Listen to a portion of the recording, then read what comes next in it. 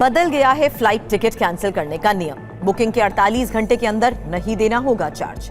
DGCA ने flight ticket से जुड़े नियमों में बड़े बदलाव किए हैं। बुकिंग करने के बाद 48 घंटे के अंदर नाम बदलने या टिकट कैंसिल करने पर कोई एक्स्ट्रा चार्ज नहीं देना होगा।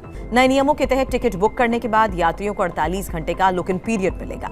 डीजीसीए ने कहा, इस 48 घंटे के अंदर यात्री बिना किसी एक्स्ट्रा चार्ज दिए अपनी टिकट कैंसिल या उसमें बदलाव कर सकेंगे। हालांकि अगर नई फ्लाइट का किराया ज्यादा होगा तो किराए का अंतर भी देना होगा।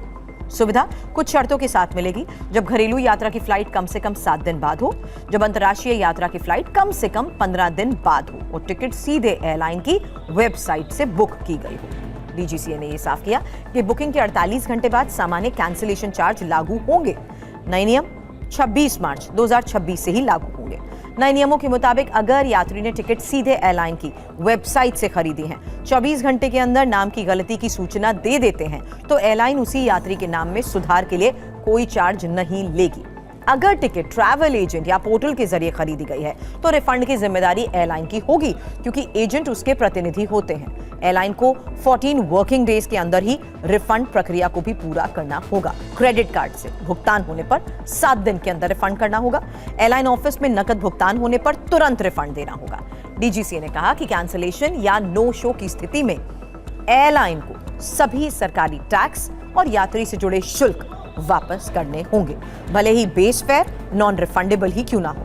एयरलाइन को टिकट कैंसिल करने पर मिलने वाले रिफंड राशि की भी साफ जानकारी देनी होगी।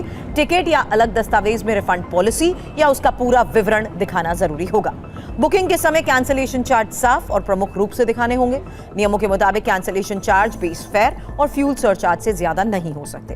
ट्रैवल एजेंट की फीस उसमें शामिल नहीं होगी और अगर वो पहले से बताई गई हो, एयरलाइन रिफंड प्रोसेसिंग के लिए कोई अतिरिक्त शुल्क नहीं ले सकती।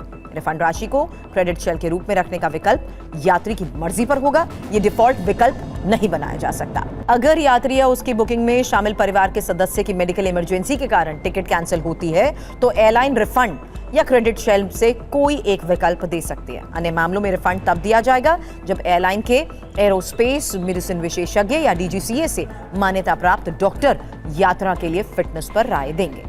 इस खबर पर आप अपनी राय हमें कमेंट में जरूर दे सकते हैं। वीडियो पसंद आया तो करिए लाइक और चैनल को करें सब्सक्राइब।